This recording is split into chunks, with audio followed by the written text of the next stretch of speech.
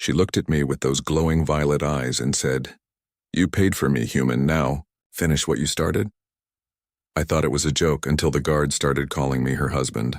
Before I tell you how I got trapped in an intergalactic marriage because of a few credits and a bad translation app, make sure you're subscribed, because this one started as a misunderstanding and ended with a royal pregnancy announcement.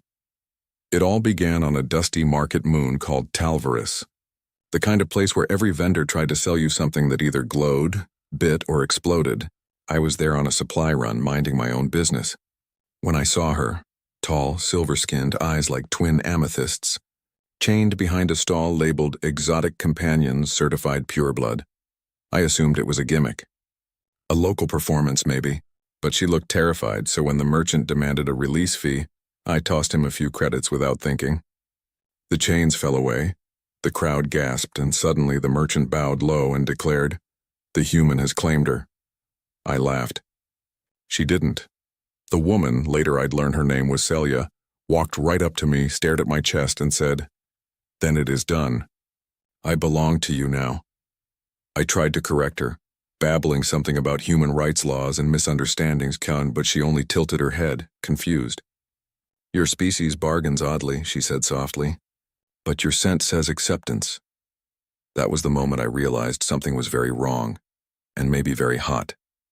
She followed me back to my ship despite my protests, insisting she was now bound to serve and share my quarters. I tried to explain the difference between freeing someone and buying someone, but every sentence dug me deeper. When I said she could sleep anywhere she liked, she replied, "Then I choose your bed."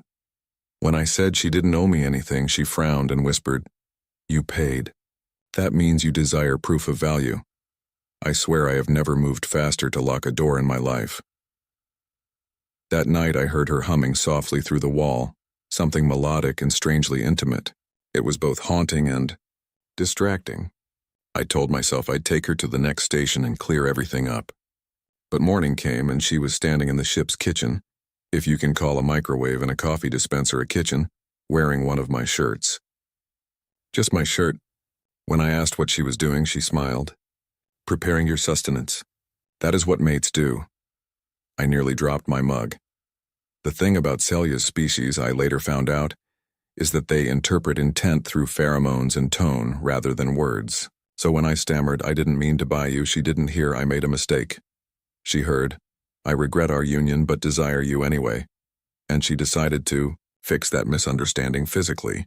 Every time I tried to talk, she'd step closer. Every time I said no, she'd murmur, "Then prove it." The universe has a cruel sense of humor, especially when you're a lonely man and the most beautiful woman in 3 systems insists you're her mate because you tried to be decent. By the second day, my ship's AI had started making sarcastic comments. "Captain, your companion's hormonal fluctuations are destabilizing the cabin atmosphere." I told it to shut up. It didn't. Celia overheard and thought I was challenging her dominance. Apparently in her culture, mates assert themselves physically to establish equality. So she pinned me to the wall with inhuman strength, eyes glowing, voice low. "Do not submit so easily, human. You'll never survive me if you stay soft." I was too busy trying to breathe to argue. Then something unexpected happened. Somewhere between all the misunderstandings, awkward proximity, and her constant insistence that we complete the bonding act, I realized I didn't actually want her to leave. She was infuriating, literal-minded, and entirely too forward. But she also laughed at my sarcasm, mimicked my jokes with that musical accent, and once spent an hour trying to braid my hair because she'd read, "Human males cherish ritual grooming." She was weirdly earnest beneath the bravado. One night, as we drifted between stars, she asked quietly, "Do humans not desire those they save?" I told her we do, but not like this. She tilted her head, eyes soft. "Then how?" When I explained that we usually ask before touching, she nodded thoughtfully, then leaned close and whispered, "Then I am asking." My brain short-circuited somewhere between her voice and the warmth of her breath. The next few minutes were a blur of heat, hesitation, and the kind of confusion that could only come from 2 species trying to understand each other through instinct instead of words. I don't know what to call what happened that night.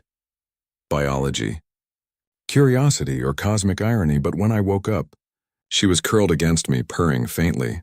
And for the first time since Talvaris, I didn't feel like correcting her when she called me husband. When I woke up, I was sure the whole thing had been a dream. The soft hum of the ship, the dim cabin lights, the faint warmth beside me. It all felt unreal until she stirred and murmured, "Husband, your heartbeat is fast." Did I exhaust you? That word again, husband, and the tone she used made it sound both teasing and possessive. I tried to sit up and explain, to tell her what consent and relationships meant to humans, but she just smiled lazily, tracing a finger along my arm like she was memorizing the shape of me. "You keep using words when your body already speaks," she said. I should have corrected her. I didn't. By the time we reached orbit over Mira Station, I thought maybe I could straighten things out. I'd file a report, explain that I'd freed her accidentally, and maybe the local authorities would help me undo the bond. But as soon as we stepped off the ship, 3 officials bowed low to her. One of them said, "Lady Celia, your mate has arrived at last." I stared, thinking they'd mixed us up with someone else, but she answered smoothly, "Yes, this is he, my chosen one." My brain screamed that I was in trouble, but my mouth just hung open. They led us to a suite reserved for bonded pairs. Every alien in the corridor gave me a nod of respect, and every male glared at me with a mixture of envy and pity. Celia seemed delighted by my confusion. "You worry too much, human," she said as we entered the room. "This is how the universe rewards courage." I muttered something about wanting a refund, which made her laugh so hard she had to sit down. "You bought a wife, not a warranty," she teased. That night, while I tried to draft an appeal on my datapad, she sat beside me with a strange focus. "Human, your mating declaration was incomplete," she said suddenly. I blinked. "My what?" She held up my credit slip. "You transferred value to my keeper. That is our vow ritual, but you have not yet recited the promise," I groaned. "We don't have that ritual." She ignored me, gently taking my hand. "Then I will teach you. Repeat after me. I protect what I cherish." Her voice was low and steady like the stars outside. Against my better judgment, I repeated it. Her eyes glowed faintly, and the air between us shimmered for a second. "It is sealed," she whispered. I don't know if it was magic or biology, but after that, something changed.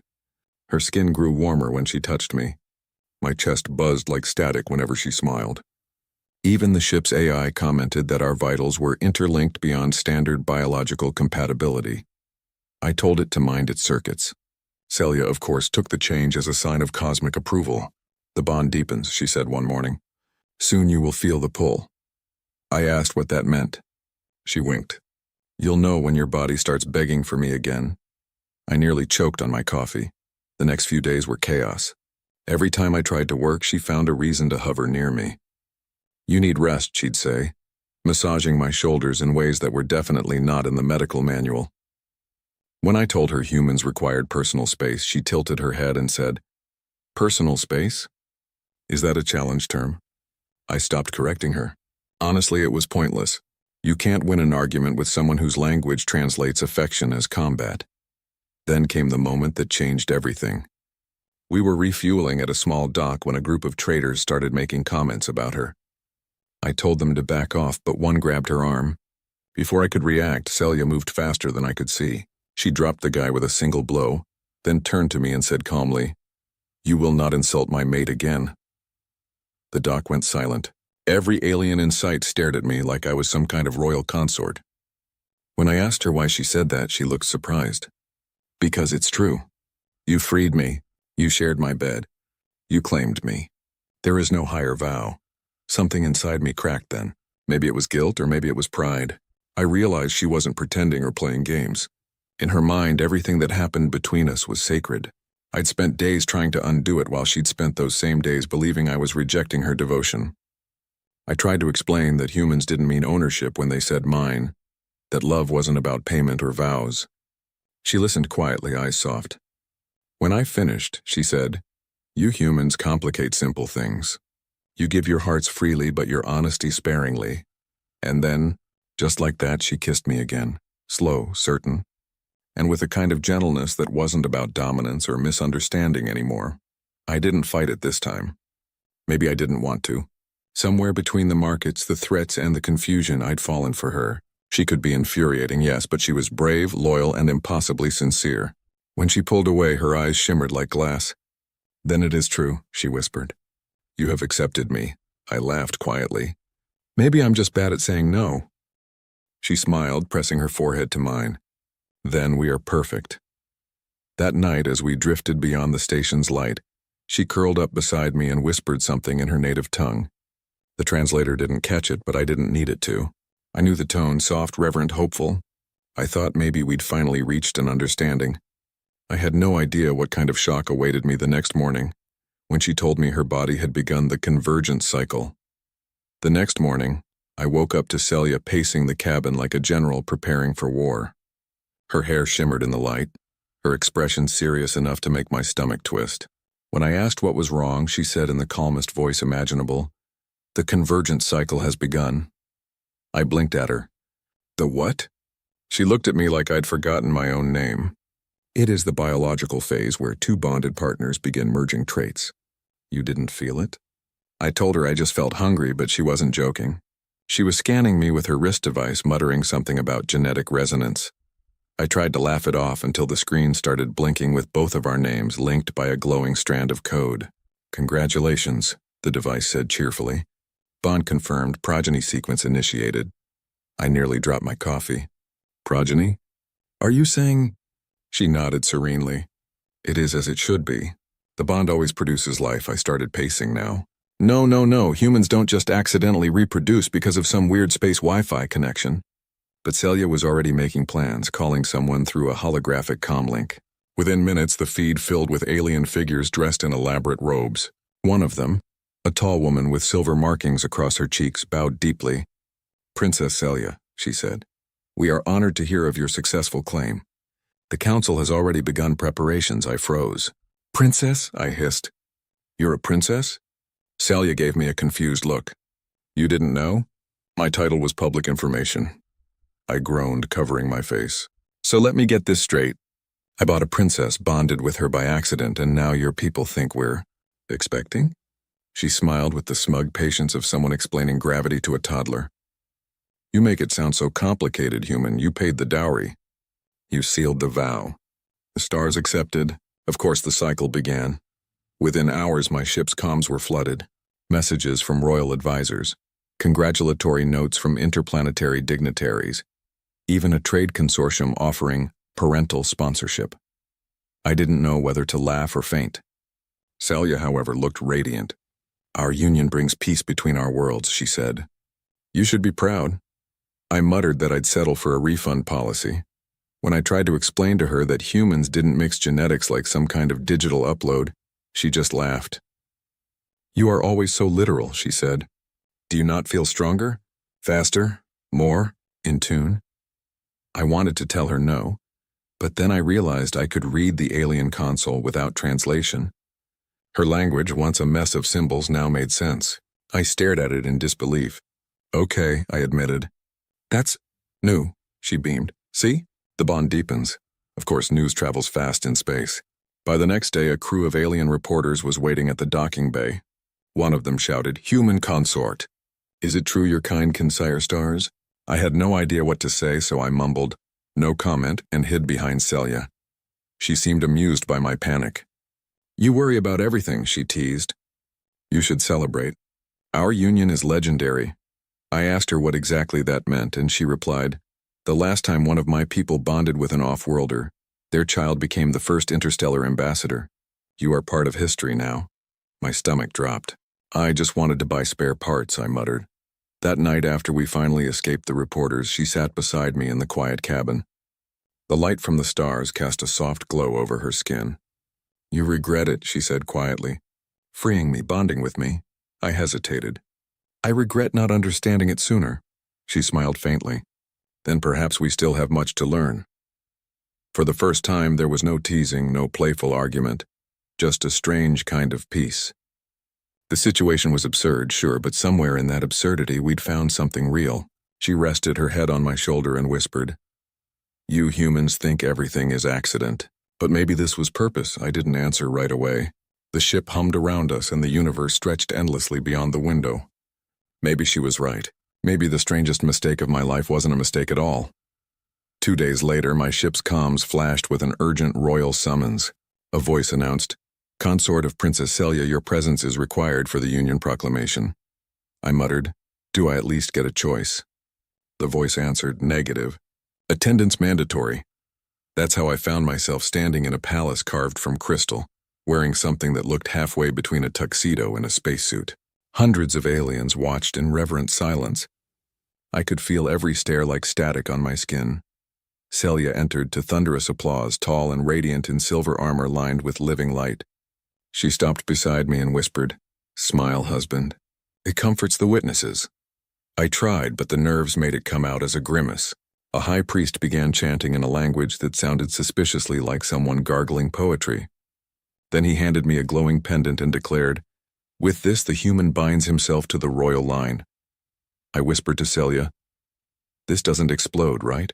She smirked. "Only if you flee." When the ceremony ended, the crowd erupted. They called us the bridge between worlds, showered us with luminous petals, and sang something that might have been a wedding anthem or a battle cry. Reporters swarmed again, shouting questions about hybrid diplomacy and future heirs.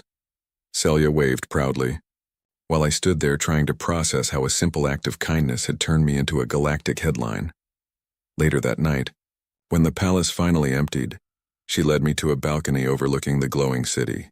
"You handled yourself well," she said. "Most humans faint before the second vow." I laughed weakly. "Guess I'm adapting." She tilted her head, studying me. "Do you regret staying?" I thought about Earth, its noise, its gravity, its loneliness, and then about her. The chaos, the stubborn grace, the way she made even disaster feel like destiny. "Not anymore," I admitted. She smiled, soft and genuine. "Then we are partners at last." She extended her hand, a simple human gesture she'd practiced until she got it right. I took it. The palace lights reflected in her eyes, and for the first time I felt like I wasn't just part of her misunderstanding. I was part of her world. Of course, nothing stays quiet for long. The next morning, my datapad buzzed with messages from interstellar councils.